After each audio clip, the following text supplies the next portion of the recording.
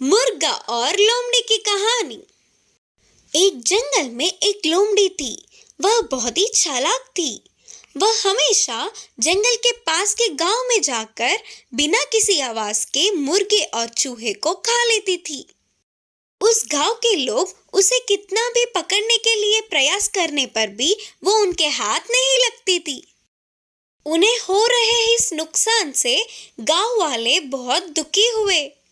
किसी न किसी दिन तो वो लोमड़ी हाथ लगेगी ही करके इंतजार करने लगे। एक दिन उन गांव वालों को पता चला कि वह लोमड़ी एक खेत में पड़ी रही।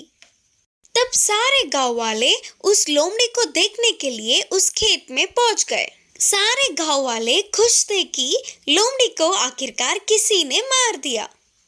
तभी धीरे से एक मुर्गा भी अपने बच्चों के साथ मरी हुई लोमड़ी को देखने आया। मुर्गा और उसके बच्चे उधर पड़ी लोमड़ी को देख खुश हो रहे थे। अचानक से वह लोमड़ी उठकर जोर की जम्हाई ले रही थी। तब मुर्गे ने चौंक कर कहा, अरे हमने तो सोचा कि तुम मर गए।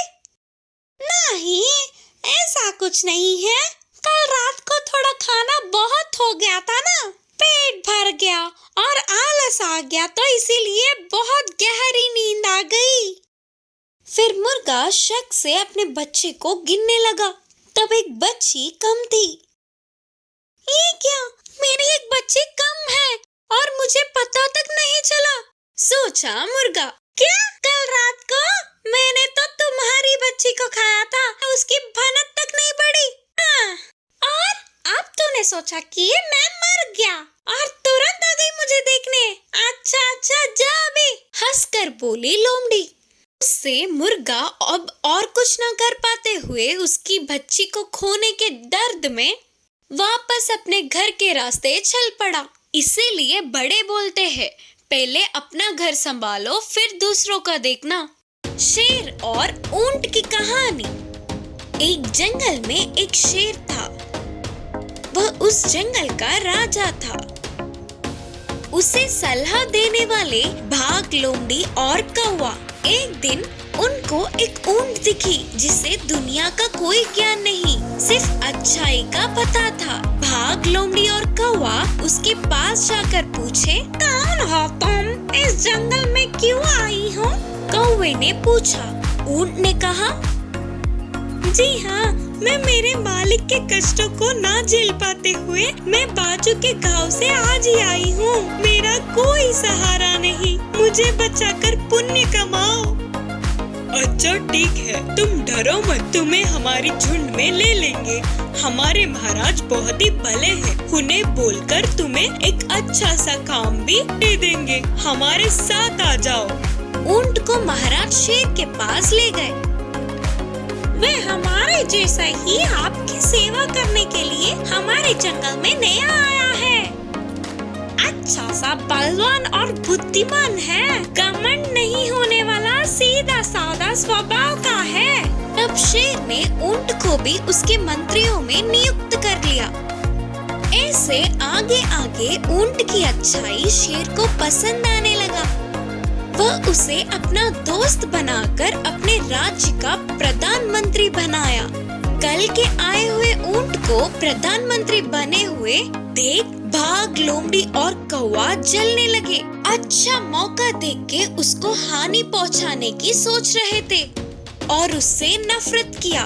फिर एक बार शेर बीमार पड़कर अपनी जगह से हिल तक नहीं पाया। जानवरों का शिकार करके लाकर शेर को आहार में देते थे। एक दिन उनके ऐसे इतना ढूंढने पर भी एक शिकार तक नहीं मिला। इसी बात का विचार शेर से किया और अपनी चाल से कौवे ने कहा, आपके काम ना आ पाने वाला ये शरीर किस बात का? आपको इस भूख के हालात में मैं नहीं देख सकता, मुझे खाकर अपनी भूख मिटा लो। क्या, तुम्हारे जैसे छोटे जानवर को मारूंगा तो मेरी भूख मिटेगी क्या? तुम्हारा मांस तो मेरे एक दांत के लिए भी काफी नहीं होगा। महाराज जी, आप मुझे खा के अपनी भूख मिटाइए।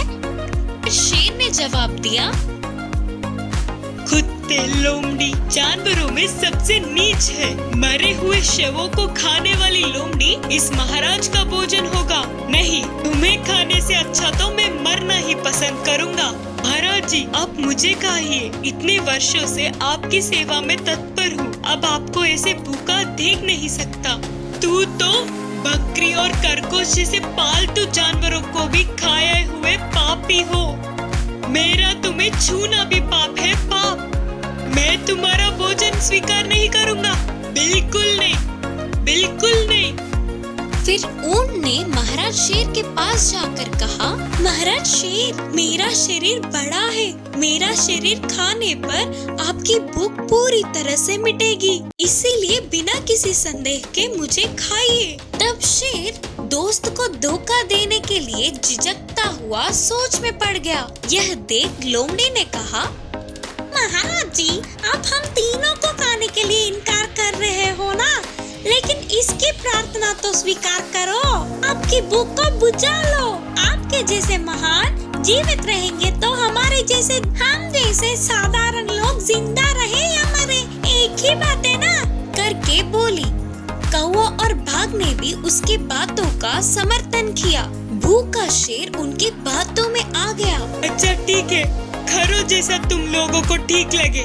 बोलते हुए तुरंत ऊंट पर अपना पंजा मारकर उसे मार दिया। फिर शेर ऊंट का मांस खाकर अपनी भूख को बुझा लिया। अपनी चली चाल को साकार होने पर कौवा, लोमड़ी और बाघ खुश हुए। इस कहानी की सीख है कि दुष्टों के साथ दोस्ती नहीं करनी चाहिए। बंदर के परेशानियाँ। एक जंगल में एक भेड़िया रहता था। वह जंगल के जानवरों को मारकर अपनी भूख को मिटाता था, लेकिन कभी कभी उसे कितना ढूंढने पर भी आहार नहीं मिलता था।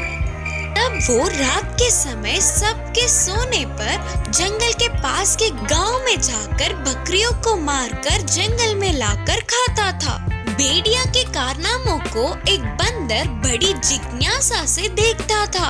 यह बात जानने वाला भेड़िया चतुराई से अपने कारनामों को महान बनाकर बंदर से बोलता था, हे बंदर मेरे दोस्त, मालिकों को भनक तक ना लगते हुए बकरियों को पकड़ लाना कोई आसान काम नहीं है। उसके लिए भी बहुत बुद्धि होनी चाहिए। बोलता हुआ अपने आप की बड़ाई करने लगा। उसके बातों में आने वाले बंदर को ऐसे एक दिन बंदर ने भेड़िया से पूछा, तुम जब उस गांव में जाओगे ना, तब मुझे भी अपने साथ ले जाना। मुझे ना तेरे कारनामों को देखना है। तब भेड़िया ने कहा, हाँ हाँ, क्यों नहीं, आज रात को ही तुम्हें ले जाऊंगा। आज रात को तैयार रहना। फिर बंदर खुशी से उछल पड़ा। उनके गांव में कभी कभी बकरियों का गायब होना गांव वालों ने देखा। इसकी खबर रखने के लिए कुछ व्यक्ति बकरियों का रखवाला कर रहे थे। से अनजान भेड़िया बंदर के साथ उस गांव में घुसा। बकरियों को मार के खाने के लिए जा रहे भेड़िया को उन व्यक्तियों ने देखा और वे समझ गए कि बकरियां ऐसे गायब हो रहे हैं। तुरंत भेड़िया पर लाठियों से हमला किया। ऐसे ही बाजू के बंदर को भी मारने लगे। उससे दर्द बर्दाश्त न कर पाने वाली बंदर ने कहा, तुम्हारे बकरियों को खाने वाला ये भेड़िया है, मैं तो नहीं ना, तो मुझे क्यों मार रहे हो? मुझे छोड़ दो। भेड़िए की मदद करने आई है ना, तुझे कैसे छोड़ दे? करके कहा गाँव वालों ने। फिर उनके भेड़िया की तरफ मुड़ते ही बंदर धीरे से वहाँ से बच के निकल गया। बाप रे बाप, बार बार बच गया सोचकर जंगल पहुँचा। फिर कभी भी ऐसे मूर्ख काम नहीं करनी चाहिए करके वह समझ गया। तब से ऐसे चीजों से वह दूर ही रहने लगा। इस कहानी की सीख है कि गलत करना ही नहीं, गलत करने वालों का साथ देना भी गलती है।